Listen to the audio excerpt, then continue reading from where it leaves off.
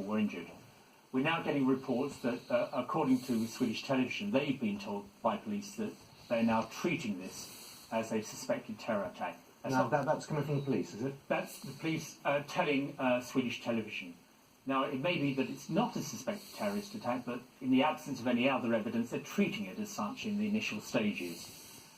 We're getting further reports that people appear to have been seriously injured, if not killed. There are reports that there are people lying on the streets covered in blankets. I've seen images of the truck itself, which has crashed into a department store. It's a large blue truck. It may be a dumper truck of some sort. There are reports that there was a fire coming from the cabin of the lorry. I've seen pictures of some of the police officers at the scene wearing gas masks. There was obviously a lot of concern, if not panic at the time, people wondering what was going on. Some people were running away. We have reports that police officers were actually drawing their weapons. There are reports that shots have been fired, but they haven't been confirmed. If there was a fire in the truck, there may have been the sound of explosions that may have been mistaken for gunfire. We're talking about a street called the Drottninggatan, which is pedestrianised, so that would suggest we're not talking about someone who's just gone off the road. We just don't know. I mean, we know from experience here in the UK, the accident several years ago when the refuse truck, a man had a heart attack, it seems, that the wheel crashed into pedestrians. That was not a terror attack, obviously.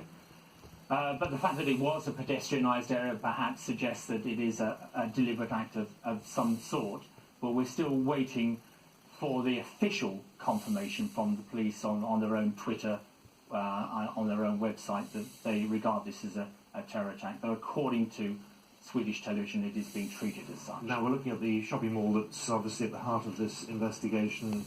Police have cordoned it off with a relative calm. You were saying the sense of deja vu one has on these things, and of course coming so soon after London and after an incident where a truck was driven through people in Nice, people they'll make assumptions here. That's right, obviously. I mean, we know that terror attacks have been launched using vehicles. As you say, in Nice, a truck was used, 80 people were killed. Most recently here in the UK, of course, a car was used. So we know that terror attacks can be launched using trucks like this.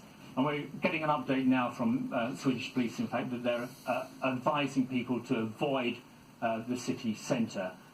We don't know the reason for that. That may be because they're obviously dealing with an ongoing incident at the moment.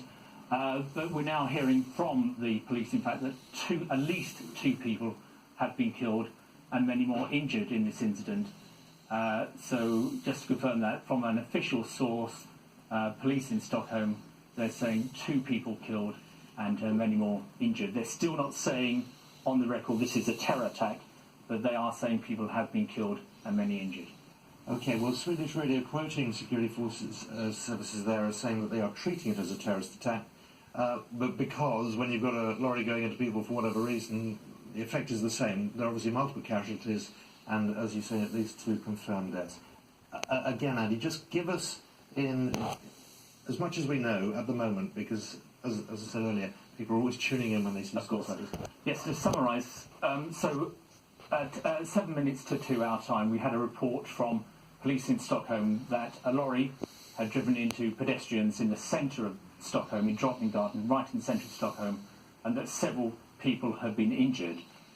Since then, we've had an update from the police saying that at least 2 people have been killed and many more injured.